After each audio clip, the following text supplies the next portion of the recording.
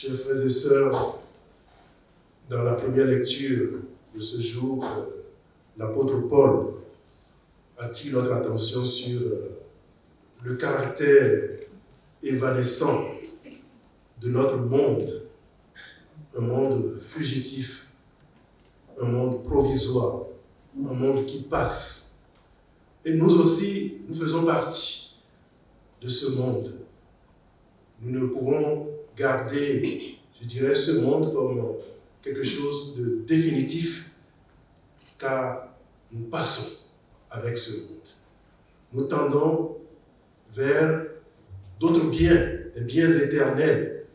Et tous, en tant qu'hommes, nous devons nous considérer comme des hommes de passage vers le royaume.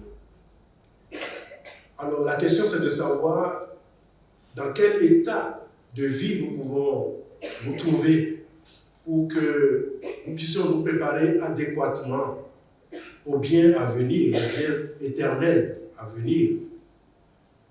Et Saint Paul essaye de passer en revue les différents états de vie. L'état de vie des mariés et des célibataires. Et pour les mariés, eh bien, il dit que oui, ils font un bon choix, mais ils peuvent trouver des difficultés dans la mesure où, en voulant vivre comme un homme va marier, on sera toujours tenté de laisser sa femme pour en épouser une autre. Et là, ce n'est pas bon, parce qu'on veut garder en fait des valeurs fondamentales liées à ce monde, comme un monde que nous pouvons garder de façon définitive. Et lui, il fait le choix, il propose le choix de ceux qui ont le célibat. Ils ont fait un bon choix. Et pourquoi dit-il qu'ils ont fait un bon choix? Parce qu'ils ont déjà effectué le détachement par rapport au bien de ce monde. C'est-à-dire, par leur choix de rester célibataires, ils ont effectué un détachement total vis-à-vis des biens de ce monde, vis-à-vis de la vie de ce monde. Et en se consacrant aux valeurs du monde à venir, au royaume, en se consacrant aux affaires du Père, de Dieu le Père, ils sont signes de ce royaume à venir, signes des biens éternels à venir. Et c'est pour cela qu'il dit, mais ils ont fait un bon choix. Et bien, il ne faudrait pas qu'en faisant ce choix, qu'on se détache pour pouvoir s'attacher encore aux biens de ce monde. Mais nous tous, c'est vrai, nous tendons vers les biens à venir. Et c'est lorsque nous effectuons réellement ce détachement total de notre esprit par rapport aux valeurs de ce monde que nous puissions adéquatement nous préparer au bien à venir.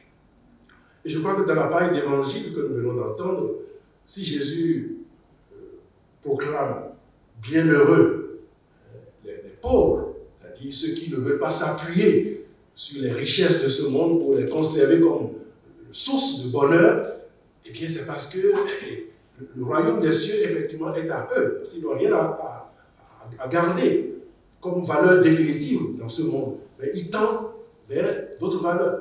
Il en est de même pour ceux qui pleurent, ceux qui sont affamés, ceux qui sont persécutés de toute manière. Eh bien, ils seront consolés par ce Dieu de toute miséricorde, de toute bonté.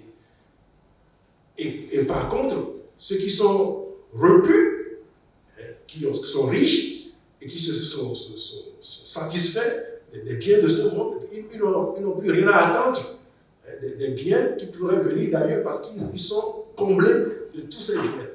Et c'est en cela qu'ils sont malheureux parce qu'ils ne peuvent réellement pas avoir ce détachement leur permettant de se préparer au bien à venir.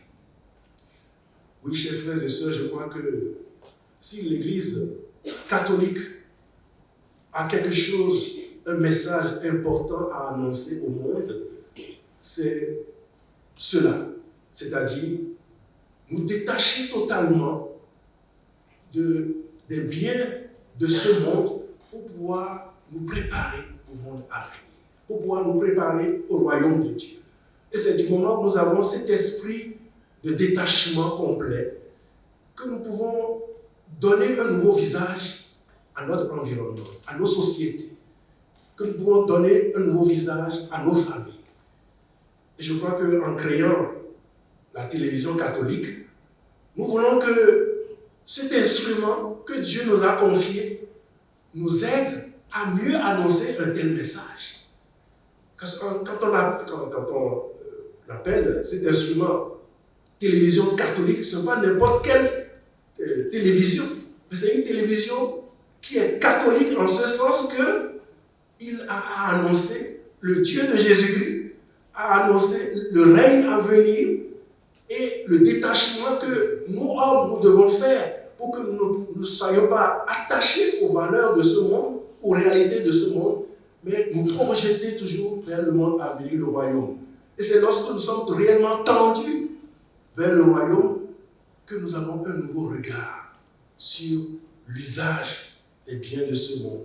Que nous avons un nouveau regard également dans la vie que nous devons amener au sein de nos familles, dans nos sociétés, comment réorganiser la vie dans nos sociétés, que nos sociétés soient des lieux où on puisse parler de justice, de paix, de vivre ensemble dans l'unité, la cohésion.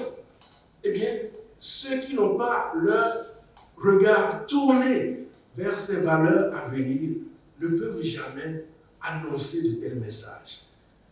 Et donc, en créant la télévision catholique dans notre pays, c'est que ce moyen soit un moyen de communication de toutes ces valeurs. Et je crois que tout un programme se mettra en place au niveau de cette télévision catholique, programme de formation, programme d'information, programme d'éducation, pour que tous les catholiques et tous ceux qui ne connaissent pas le Christ soient réellement imbibés de ces valeurs, soient formés de tout ce qui constitue les valeurs fondamentales de la Bible, de l'Église, l'histoire de l'Église, les valeurs fondamentales de l'enseignement catholique, pour un nouveau regard à poser sur notre monde et l'engagement que nous devons avoir vis-à-vis de la transformation de ce monde pour un monde meilleur vers lequel nous tendons. Et donc, en implorant toutes les grâces du Seigneur sur cette œuvre qu'il nous a confiée, cette belle œuvre qu'il nous a confiée, c'est pour que nous soyons réellement donnés à ces valeurs et que nous ne fassions pas de cet instrument un autre instrument qui soit profane, mais un instrument qui soit réellement religieux et qui aide à annoncer ces vraies valeurs évangéliques, ces vraies valeurs qui préparent nos sociétés aux valeurs fondamentales sur lesquelles repose le monde et repose toute société. Eh bien, nous demandons au Seigneur de nous aider réellement à entrer dans cette dynamique, à entrer dans ce plan qu'il a tracé pour notre Église catholique au Bénin, et que tous ceux qui auront à œuvrer dans cette télévision catholique soient animés de l'esprit du ressuscité, animés de l'esprit du Christ. Nous l'appelons Lumen Christi. Il faut que ce soit la lumière qui les éclaire aussi dans leur manière d'user de ce moyen, et qui puisse aussi éclairer toutes ces âmes qui sont encore dans les ténèbres, qui ne connaissent pas le Christ, qui ne connaissent pas le Dieu de Jésus-Christ, qui ne connaissent pas ces valeurs fondamentales sur lesquelles repose notre monde et nos sociétés, afin que, animés aussi de cette lumière, ils puissent resplendir du visage de Christ pour la transformation de notre monde. Nous demandons cette grâce au Seigneur, lui qui est Dieu pour les siècles des siècles. Amen.